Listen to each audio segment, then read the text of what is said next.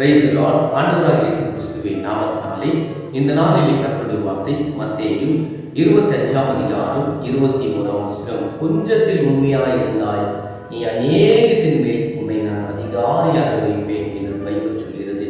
கர்த்தருடைய பிள்ளைகளே, தேவன் கொடுத்திருக்கிற வேலையிலே நம்ம உண்மையாக இருக்க வேண்டும்.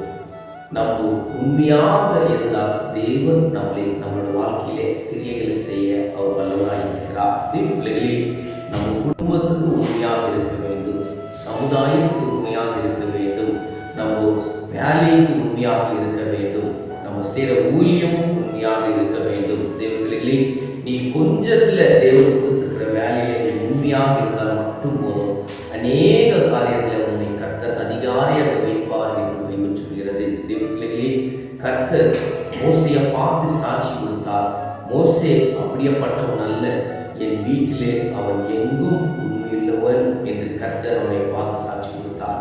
இன்னைக்கு சமுதாயத்துல, குடும்பத்துல, ஊழியத்துல நம்மளுடைய சாட்சி எப்படி இருக்கிறது என்று நம்ம சோதித்து பார்க்க வேண்டும். நம்மளுடைய சாட்சி சமுதாயத்துல ரொம்ப ரொம்ப முக்கியம். கர்த்தருடைய பிள்ளைகளே, 2025ஆம் வருஷம் டிசம்பர் மாதத்துல கடைசி நாட்களில் நம்ம வந்திருக்கிறோம். 2026ஆம் வருஷத்துக்கு போகிறதுக்கு முன்பதாக நம்ம இந்த வருஷத்துல என்னென்ன விட வேண்டும், நம்ம எதில் மனம் திரும்ப வேண்டும் என்று அது நமக்கு நன்றாக தெரியும். எல்லா காரியங்களும் தெய்வ சமூகத்தில் விட்டு தேவனுக்காக நம்ம எழும்பி பிரகாசிக்கலாம். வேதம் சொல்கிறது, எழும்பி பிரகாசி, உன் ஒளி உனக்கு வந்தது என்று கர்த்தர் சொல்கிறார். தேவனுடைய பிள்ளைகளே, நம்ம தேவனுக்காக உண்மையாக இருக்கலாம். தேவன் நம்மளை கண்டிப்பாக அவர் ஆசீர்வதிப்பார். கர்த்தரின் வார்த்தை மூலியமா உங்களோட பேசினார் நான் விசுவாசிக்கிறேன். கர்த்தர் தாமே உங்களை ஆசீர்வதிப்பாராக.